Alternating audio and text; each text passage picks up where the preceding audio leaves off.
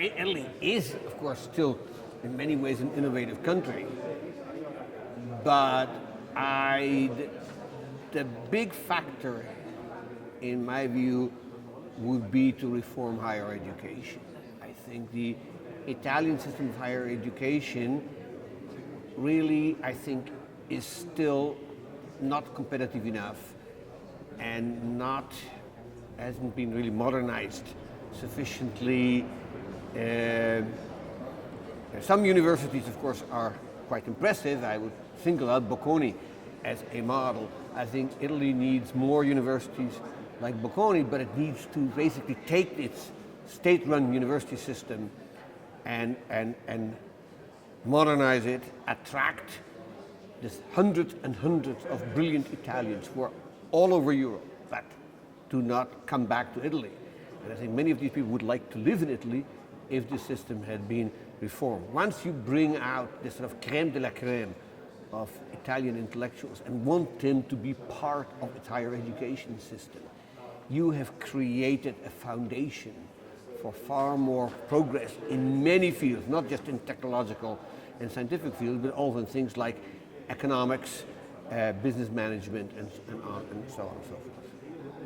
Oh, I think it already does. I'm not really thinking here about the fairly small disparities that exist, say, between a country like Italy and a country like Germany. I'm more thinking about third world countries. And technology is clearly closing gaps that we thought would be forever.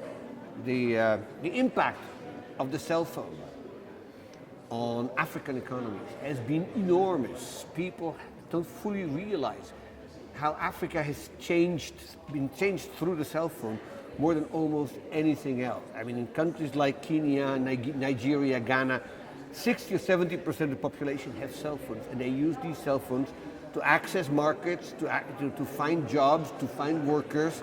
And these economies are changing very rapidly due to one very simple device. Now, once they get, more general access to internet, I think much of the sort of knowledge gap that used to exist between the industrialized West and the industrializing third world will be erased. Now, here's a big problem that Europeans face. They're not having babies. And this is particularly true in Italy, but it's true everywhere. There is not a single European country that actually reproduces itself at the moment.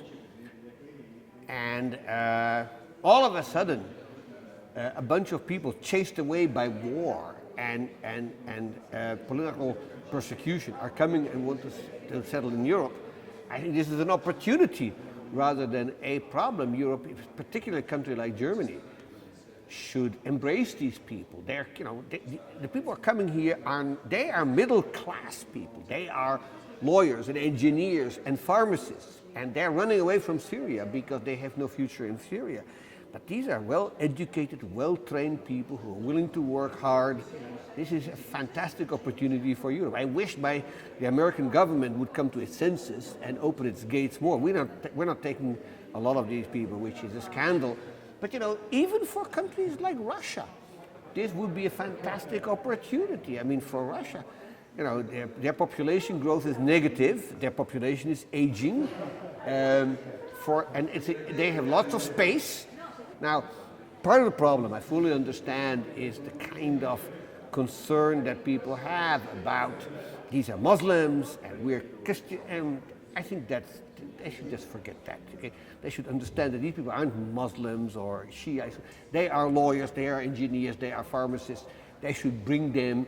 And if Europe is as pluralistic as it's always claimed to be, the fact that they're Muslims should make no difference. So this should be true for Italy, it should be true for Russia, it should be true for Germany and England. All those countries should see this as an opportunity rather than a danger.